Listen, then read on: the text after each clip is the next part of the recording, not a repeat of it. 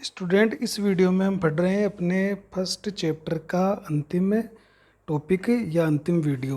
और इस वीडियो के साथ ही हमारा जो फर्स्ट चैप्टर है वो कंप्लीट हो जाएगा। तो चलिए शुरुआत करते हैं इस फर्स्ट चैप्टर के लास्ट टॉपिक की, जिसका नाम है निषेचन के पश्चात होने वाली घटनाएं।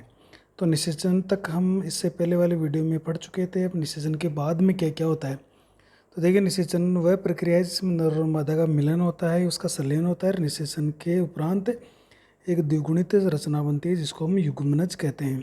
तो उसके आगे क्या होने वाला है वो इस वीडियो में हम पढ़ेंगे। तो ये लैंगिक जनन करने वाले जीवों में युग्मनज नई पीढ़ी की प्रथम कोशिका होता है, यानी पहली बार जो द्विगुणित कोशिका बनी हुई युग्मनज बन रहा है। कोई भी जीव होता है उसकी शुरुआत एक कोशिका से होती है, चाहे वो मानव हो तो वो भी युग्मनज ही होता है। तो नई पीढ़ी की जो प्रथम कोशिका होती है वो युग्मनज होती है। जैसे मानव जीवन की शुरुआत भी एक कल कोशिका, जिसको हम युग्मनज कहते हैं, उससे होती है। देखिए, हमारा जीवन भी एक कोशिका से शुरू हुआ है और उस कोशिका का क्या नाम है? युग्मनज जाइकोट।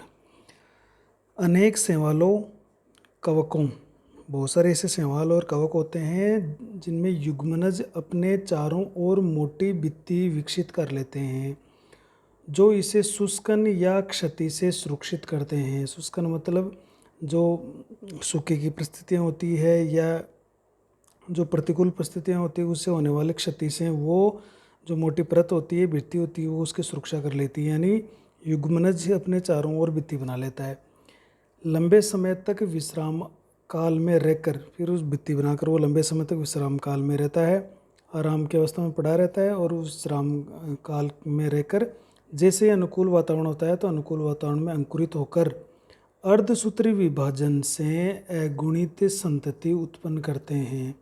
अब यहाँ पर ये थोड़ा सा बहुत महत्वपूर्ण बात आ रही है। देखिए, युग्मनज में अर्धसूत्री विभाजन हो रहा है, तो ये अपन इसको पहली बार देख रहे हैं। देखो, क्योंकि जो निम्न किस्म के जो पादप होते हैं उनका जो शरीर होता है वो अगुणित होता है, जबकि युग्मनज कैसा होता है? युग्मनज द्विगुणित होता है। तो हमें तो अगुणित पादप काय बनाना है, तो अगुणित तभी बनेगा जब युग्मनज में अर्धसूत्री विभाजन हो जाएगा। तो शैवाल और जो कवक होते हैं निम्न स्तरीय पादप, उसमें युग्मनज ही अर्धसूत्री विभाजन होता है, युग्मनज में अर्धसूत्री विभाजन होता है, न कि युग्मक बनते समय। तो उनमें क्या हुआ कि जो युग्मनज था उसके अंकुरण के दौरान उसमें अर्धसूत्री विभाजन हुआ और अगुणित संतति पैदा होती है जो नए जीव बनाती है। ऐसे जीवन चक्र को या ऐसी पीढ़ी को हम अगुणितक जीवन चक्र कहते हैं, मतलब एन पीढ़ी होती है ये। ऐसी जो जीवन चक्र है, ऐसी जो पीढ़ी चलती है उसको अपन अगुणितक या हैप्लॉइड कहते हैं। देखिए, जैसे शैवाल और कवक है, इसका पादप शरीर वो अगुणित होता है। कैसा होता है? अगुणित। इस पीढ़ी को हम कहते हैं युग्मकोद पीढ़ी। जब कोई पादप शरीर या कोई पीढ़ी अगुणित होती है तो उसको युग्मकोद पीढ़ी कहा जाता है। जैसे शैवाल और कवक का तो खुद का पादप शरीर ही अगुणित होता है, तो उसमें मुख्य जो पीढ़ी होती है वो अगुणित होती है, जिसको अपन युग्मकोद पीढ़ी कहते हैं। जब इनमें युग्मक बनता है, युग्मकों का संलयन होता है यानी निषेचन होता है, तो युग्मनज बन गया। अब ये युग्मनज कैसा बनेगा? ये तो द्विगुणित बनेगा, लेकिन इनका पादप कैसा होता है? गुणित। तब इस युग्मनज में फिर अंकुरित होकर ये अर्धसूत्री विभाजन करेगा और इसमें अगुणित संतति पैदा होगी। तो ये जो संतति पैदा होगी, ये संतति फिर इन पादपों के जैसे विकसित हो जाएगी। तो जो युग्मनज बना ये एक द्विगुणित अवस्था थी। ऐसी अवस्था को बीजाणुद्वित पीढ़ी भी कहते हैं। अब ये बहुत कम समय के लिए थी। मुख्य जो इनका पादप शरीर था वो युग्मकोद्वित पीढ़ी का था, इसलिए इनके जीवन चक्र को या पीढ़ी को हम अगुणितक जीवन चक्र भी कहते हैं। तो अधिकांश शैवालों के अंदर अगुणितक जीवन चक्र पाया जाता है। कुछ को छोड़कर कुछ ऐसे शैवाल होते हैं जिनके अंदर आपके इससे हटकर कुछ पीढ़ी भी आपको मिल जाएगी, लेकिन अधिकांश शैवालों के अंदर आपको अगुणितक ही जीवन चक्र ही मिलेगा। बीजी जो पादप होते हैं, चाहे वो अनावर्त बीजी हो चाहे आवर्त बीजी हो, जो बीजी पादप होते हैं जिनमें बीज लगते हैं उनमें द्विगुणितक जीवन चक्र पाया जाता है। अब द्विगुणितक का मतलब है द्विगुणित 2n। जैसे पादप है ये द्विगुणित होता है, बीजी पादप हमेशा द्विगुणित ही होते हैं, अर्थात उनकी जो मुख्य पीढ़ी होती है वो बीजाणुद्वित होती है। इनमें अर्धसूत्री विभाजन होता है तो युग्मक बनते हैं, यानी इनमें युग्मक बनने से पहले अर्धसूत्री विभाजन होता है, जबकि अधिकांश शैवालों में कवकों में क्या हुआ? युग्मनज बनने के बाद अर्धसूत्री विभाजन हुआ। इसका मतलब युग्मक का निर्माण किस विभाजन से हुआ? वो समसूत्री विभाजन से हुआ है, और युग्मन संलयन निषेचन होने के पश्चात युग्मनज में जाकर अठसूत्री विभाजन होता है। जबकि बीजीय पादपों में क्या हुआ, युग्मक बनने से पहले अठसूत्री विभाजन हो गया, युग्मनज में कभी नहीं होता है। तो देखिए अठसूत्री विभाजन से युग्मक बन गए, ये अगुणित हो गए, यथार्थ युग्मकोद्भिद पीढ़ी शुरू हो गई। इनके निषेचन से युग्मनज बन गया, और युग्मनज के विकसित होने से जीव बन गया। तो इस तरह से चूँकि ये पादप का जो मुख्य पीढ़ी होती है वो बीजाणुद्भिद पीढ़ी होती है, इसलिए ये जो जीवन चक्र है इनका क्या कहलाएगा, द्विगुणितक जीवन चक्र कहलाता है, या इनमें द्विगुणित जीवन चक्र पाया जाता है। क्योंकि मुख्य पीढ़ी कौन सी होती है, बीजाणुद्भिद। देखिए बीजाणुद्भिद और जो युग्मकोद्भिद पीढ़ी होती है, गेमेटोफाइट और स्पोरोफाइट। युग्मकोद्भिद पीढ़ी जिसको अपन एन से निरूपित करते हैं, बीजाणुद्भिद को हमको 2n से निरूपित करते हैं। ये प्रत्येक पादप के या जो जीव होता है उसके जीवन में आती है, ये एकांतर क्रम में चलती है, एक के बाद एक आती रहती है, जिसको अपन पीढ़ी एकांतरण भी कहते हैं। अब मुख्य पीढ़ी इनमें कौन सी है उसके आधार पर हम उनका जीवन चक्र निर्धारित करते हैं। अब जैसे बीजीय पादपों में मुख्य पीढ़ी द्विगुणितक होती है, जबकि अधिकांश हिमालय और कोकों में ये गुणितक होती है। लेकिन इसके अलावा कुछ ब्रायोफाइट और टेरिडोफाइट प्लांट होते हैं। ब्रायोफाइट और टेरिडोफाइट प्लांट, उनमें क्या होता है, इन जैसे पादपों में अगुणितक और द्विगुणितक जीवन चक्र पाया जाता है, दोनों का ही पाया जाता है, मिक्स होता है दोनों, इसलिए इसको मिश्रित जीवन चक्र भी कहते हैं। दोनों पीढ़ियों का अपना अपना महत्व होता है, दोनों पीढ़ियाँ अपना अपना जीवन चक्र जीवन पूरा करती है। इसलिए ब्रायोफाइट और टेरिडोफाइट के अंदर जो जीवन चक्र या पीढ़ी होती है उसको अगुणितक, द्विगुणितक, हेप्लो डिप्लोन्टिक लाइफ साइकिल उसमें पाया जाता है, या इसको मिश्रित जीवन चक्र भी कहते हैं, याद रखिएगा। देखिए सभी लैंगिक जनन करने वाले जीवों के जीवन चक्र में अगुणितक, जिसको अपन युग्मकोद्भिद पीढ़ी कह रहे हैं, जिसको अपन एन से निरूपित करेंगे, और द्विगुणितक जिसको बीजाणुद्भिद पीढ़ी कह रहे हैं 2n, ये पीढ़ियाँ पाई जाती है, ये हर जीव के जीवन चक्र में आती है। अब बात ये आती है कि कौन सी ज़्यादा इम्पोर्टेंट है, कौन सी ज़्यादा महत्वपूर्ण है, या मुख्य पीढ़ी होती है, उसके आधार पर उसका अपन जीवन चक्र निर्धारित करते हैं। अब अपन पढ़ेंगे भ्रूणोद्भवन। देखिए बहुत ही इंपॉर्टेंट टॉपिक है, भ्रूणोद्भवन होता क्या है। तो भ्रूणोद्भवन का मतलब है भ्रूण का विकास। भ्रूणोद्भवन जिसको अंग्रेजी में कहते हैं एम्ब्रियोजेनेसिस, एम्ब्रियो का जेनेसिस यानी भ्रूण का विकास होना। तो जो युग्मनज बन गया, जायकोट बन गया, उसका विकास होगा, तो उससे क्या बनेगा, भ्रूण बनेगा, और ये जब भ्रूण बन जाएगा तो ये एक जीव में विकसित हो जाएगा। तो भ्रूण बनने की प्रक्रिया, युग्मनज से भ्रूण बनने की प्रक्रिया को अपन क्या कहेंगे, भ्रूणोद्भवन कहेंगे। तो होगा क्या इसमें, जैसे मान लीजिए ये एक युग्मनज बन गया, एक नरयुग्मक और मादा युग्मक था, उसके निषेचन से युग्मनज बन गया।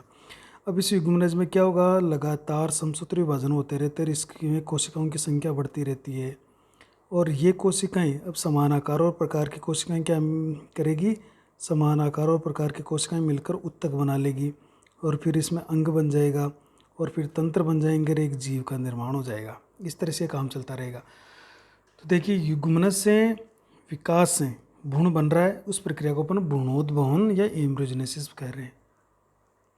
तो युग्मनज से भ्रूण बनने की प्रक्रिया को भ्रूणोद्भवन कहते हैं, इसको भ्रूणोद्भव या भ्रूणोद्भवन भी कहते हैं। तो युग्मनज से भ्रूण बनने की प्रक्रिया को भ्रूण, अब इस मतलब इसके दौरान होता क्या है, भ्रूण बनने, युग्मनज से जब भ्रूण बनता है तो उसके दौरान क्या क्या होता है, जैसे आपको ऊपर बताया, समसूत्री विभाजन होता रहता है, लगातार कोशिकाओं की संख्या बढ़ती रहती है, समान प्रकार के समान कार्य करने वाली कोशिका समूह बना लेती है, और वो उत्तक और अंग का निर्माण कर लेती है, जिसको अपन कोशिकीय विभेदीकरण भी कहते हैं। देखिए युग्मनज से भ्रूण बनाने की प्रक्रिया को भ्रूणोद्भवन कहते हैं। भ्रूणोद्भवन के दौरान युग्मनज में लगातार समसूत्री विभाजन होते हैं, ये याद रखिएगा, जिससे कोशिकाओं की संख्या बढ़ती रहती है, और समान प्रकार की कोशिकाएं व समान कार्य करने वाली कोशिकाएं मिलकर समूह बनाती है, जिससे उत्तक बनते हैं, और उत्तक मिलकर अंगों की रचना करते हैं। कोशिकाओं की संख्या बढ़ने से भ्रूण में वृद्धि भी होने लगती है। जैसे जैसे कोशिकाओं की संख्या बढ़ती है तो हम जानते हैं कि जीव के शरीर या जीव का शरीर बढ़ेगा, या भ्रूण की जो आकार है वो बढ़ेगा। तो होगा क्या, युग्मनज फिर लगातार कोशिका विभाजन करता रहेगा, समसूत्री विभाजन, कोशिका बढ़ती रहेगी, कोशिका समूह बनाती रहेगी, उत्तक बनाती रहेगी, अंग बनते रहेंगे, जिसको हम कोशिका विभेदीकरण कहेंगे, और एक जीव की रचना, छोटे से जीव की रचना हो जाएगी, जो फिर लगातार उसके शरीर में ये विभाजन चलते रहेंगे और वो विकसित होता रहेगा। इसके बाद में देखिए कोशिका विभेदीकरण। कोशिका विभेदीकरण क्या है, तो वो भी बताया आपको कि वह प्रक्रिया होती है जिसमें कोशिकाओं के विशेष समूह बनते हैं जो जीव के ऊतकों और अंगों का निर्माण करते हैं। तो वह प्रक्रिया जिसमें कोशिकाओं का विशेष समूह है उस जीव के ऊतकों व अंगों का निर्माण करते हैं। इस प्रक्रिया को क्या कहते हैं, कोशिका विभेदीकरण कहते हैं। तो इसमें मतलब जब युग्मनज से भ्रूण का निर्माण होता है तो दो प्रक्रिया चलती है। एक तो चलती है कोशिका विभाजन, और कोशिका विभाजन के साथ चलती है फिर कोशिका विभेदीकरण। तो कोशिका विभेदीकरण नहीं होगा तो ऊतक और अंग नहीं बनेंगे, केवल कोशिकाओं की संख्या बढ़ेगी। लेकिन कोशिकाओं की संख्या जब बढ़ती है तो उसके साथ साथ कोशिका विभेदीकरण भी होता है। विभेदीकरण का मतलब है कोशिकाएं समूह बना लेती है और समूह बनाकर ऊतक और अंगों का निर्माण करती है। इसे हम कोशिका विभेदीकरण कहते हैं, जिससे एक जीव का निर्माण होता है। तो जैसे युग्मनज था, युग्मनज में समसूत्र विभाजन हुआ, कोशिकाओं की संख्या में वृद्धि हुई, और कोशिका विभेदीकरण हुआ तो कोशिका विभेदीकरण से क्या बन गए, ऊतक और अंगों का विकास हो गया और फिर एक जीव का निर्माण हो गया। तो ये लगातार काम चलता रहता है। हमारे शरीर में भी ऐसा ही हुआ है, धीरे धीरे कोशिकाओं की संख्या बढ़ी है फिर ऊतकों और अंगों का निर्माण होता गया। और आज भी ये प्रक्रिया हमारे अंदर चलती रहती है कि कोशिकाओं की संख्या बढ़ती रहती है और ये नए नए जबकि कोई भी ऊतक नष्ट हो जाता है तो उसकी वापस नए ऊतक बना के उसकी रिपेयरिंग की जाती है। ये काम चलता रहता है। ये तो था आपका भ्रूणोद्भवन। अब अपन पढ़ते हैं भ्रूण के विकास। विकास कहाँ विकास होता है और वो स्थान कौन सा है, मतलब भ्रूण का विकास कहाँ होता है और किस जगह पर होता है। क्या वो माँ के शरीर के अंदर ही होता है, क्या माँ के शरीर के बाहर होता है। तो भ्रूण का विकास कहाँ पर होता है, किस प्रकार होता है, उस स्थान वो कौन सा स्थान है। तो इसके आधार पर प्राणियों को दो श्रेणियों में बांटा गया है। तो देखिए अंडपरजक जिसको अपन ओविपेरस बोलते हैं, ओविपेरस का मतलब ओवम देते हैं या अंडे देते हैं। सजीव प्रजक जिसको विविपेरस बोलते हैं, या इसको अपन शिशु देने वाले प्राणी बोलते हैं। ये शिशु देते हैं, ये अंडे देते हैं। तो ये जीवित शिशुओं का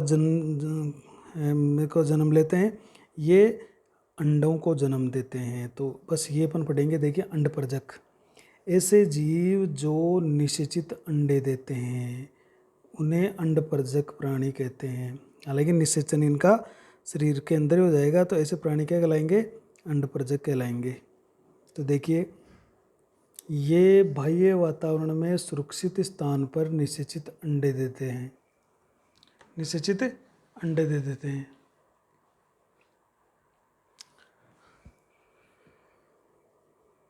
बाह्य वातावरण में सुरक्षित स्थान पर निषेचित अंडे दे देते हैं।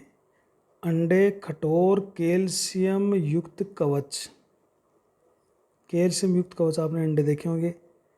ये अंडे एक सफ़ेद कलर के कवच से ढके रहते हैं जो कि कैल्शियम कार्बोनेट का कवच बना होता है। बहुत ही कठोर कवच होता है। इसके अंदर बारीक बारीक छेद होते हैं जिससे ऑक्सीजन और वो कार्बन डाइऑक्साइड को एक्सचेंज करते रहते हैं इस कवच से, और ये कवच उन अंडों की सुरक्षा करता है। तो ये बाह्य वातावरण पे सुरक्षित स्थान पर कोई घोंसला बना के या पत्थरों के बीच में या पेड़ पर इस जो सुरक्षित स्थान ढूंढकर वहाँ पर अपने अंडे देंगे, और वो अंडे हैं वो कैल्शियम युक्त कवच यानी कैल्शियम कार्बोनेट से ढके रहते हैं। एक निश्चित अवधि के बाद इनमें भ्रूण बनता है। अब ये जो अंडे होते हैं इनको जो मादा है वो सेकती रहती है, अर्थात उसको एक टेम्परेचर देती रहती है, तापमान देती रहती है, जिससे उनमें भ्रूणोद्भवन शुरू हो जाता है। और जब भ्रूणोद्भवन शुरू हो जाता है तो निश्चित अवधि बाद में भ्रूण बन जाता है, और फिर वो अंडे वो स्फुटित होकर यानी फटकर ये कवर उनका फट जाएगा और उससे एक शिशु का जन्म हो जाता है।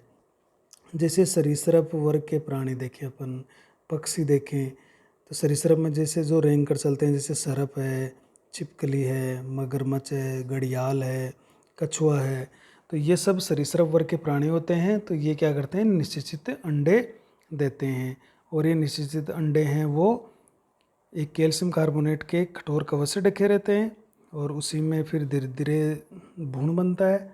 जब उनको अनुकूल तापक्रम मिल जाता है तो वो उसमें भ्रूणोद्भवन होने लगता है, भ्रूण बनता है, और एक निश्चित समय के बाद में वो अंडे फटकर उसे शिशु जन्म ले लेता है, बाहर आ जाता है।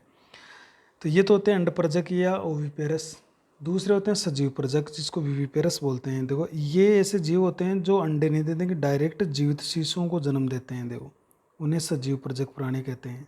ऐसे जीव जो शिशुओं को जन्म देते हैं या जीवित शिशुओं को जन्म देते हैं, उनको सजीव प्रजक प्राणी कहते हैं। जैसे मानव इसका उदाहरण है एक। तो देखिए इनमें मादा जीव के शरीर के अंदर युग्मनज द्वारा शिशु का विकास होता है, यानी माँ के शरीर के अंदर ही ये सारा काम हो रहा है। उसके अंदर ही भ्रूणोद्भवन हो रहा है, उसके अंदर ही भ्रूण बन रहा है, भ्रूण का विकास भी पूरा हो रहा है। जब विकास पूर्ण हो जाता है, यानी मादा जीव के शरीर के अंदर ही युग्मनज द्वारा शिशु का विकास होता है। युग्मनज द्वारा भ्रूण बना और भ्रूण पूरी तरह से विकसित हो जाता है, और ये माँ के शरीर के अंदर होता है। और ये अवधि अलग अलग होती है। अब जैसे अपने मनुष्य के अंदर 9 महीने की अवधि होती है, 9 महीने के अंदर विकास पूरा हो जाता है।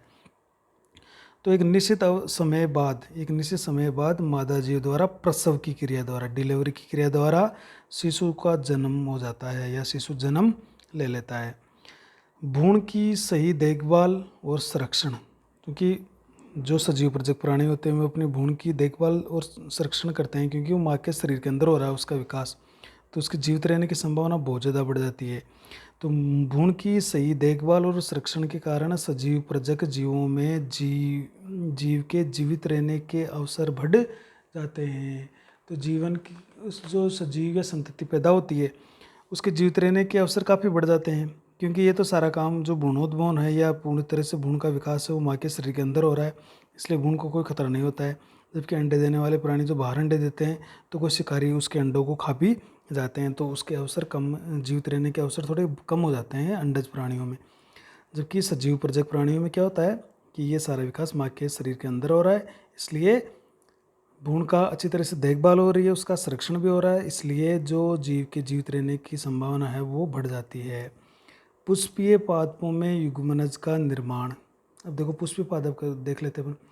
पुष्पीय पादप का मतलब है जिसमें पुष्प लगते हैं, जैसे अनावर्तबीजी और आवर्तबीजी आप पुष्प है, पुष्पीय पादप है। इनमें युग्मनज का निर्माण बीजांड के अंदर होता है। वहीं पर युग्मनज विकसित होकर भ्रूण का निर्माण करता है, और वहीं पर युग्मनज विकसित होकर भ्रूण का निर्माण करेगा निषेचन के द्वारा।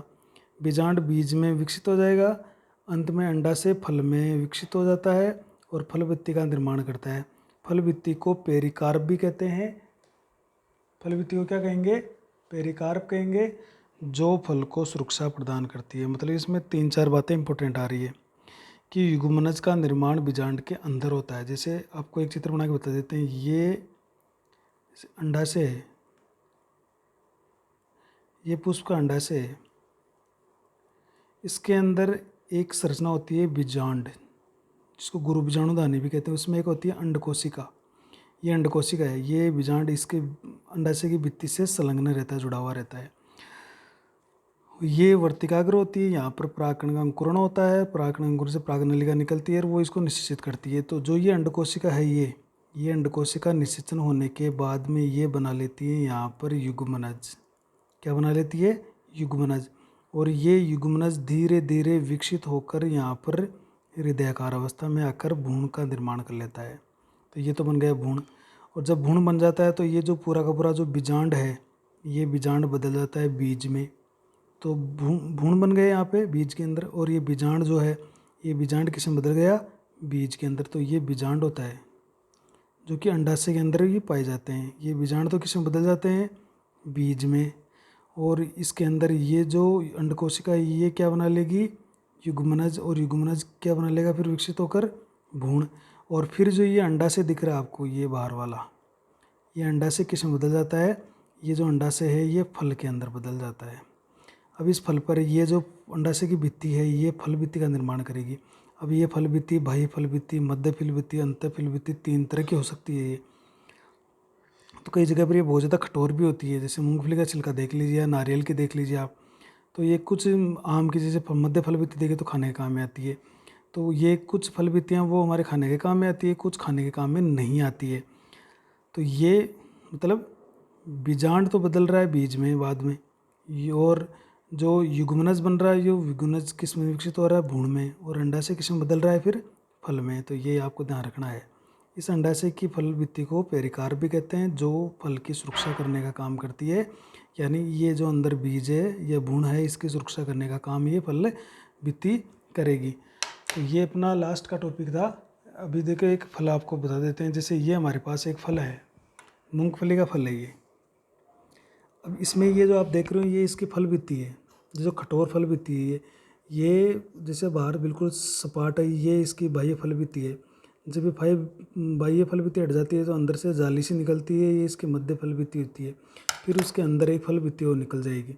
फिर जैसे इसको अपन अंदर की तरफ चलते हैं तो आपके ये बीज मिलता है इसके अंदर। तो ये अपन को बीज मिल गया।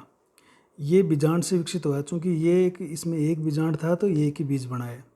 इस बीज पर भी बीज चोल होते हैं। जैसे ये इसके ऊपर बीज चोल है तो ये बीज चोल है वो हट जाएगा। तो इसमें बाह्य बीज चोल अंत बीज चोल हट जाते हैं। फिर ये इसके आते हैं बीज पत्र। तो ये बीजांड के पार्ट होते हैं, ये बीजांड से ही बना है। इसके अंदर अगर अपन देखेंगे तो आपको भ्रूण मिलेगा। अपने चित्र में कहा है कि इस बीज के अंदर ही आपको भ्रूण मिलेगा यहाँ पे। तो इसके ये देखिए, ये जो आपको दिख रहा है,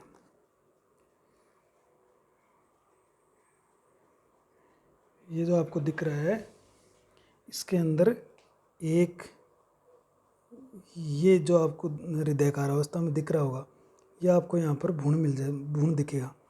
ये यहाँ पर अंकुरित होगा। जैसे अपन इसको अंकुरण के लिए बोएंगे ना, तो ये जो भ्रूण है वो विकसित हो जाएगा।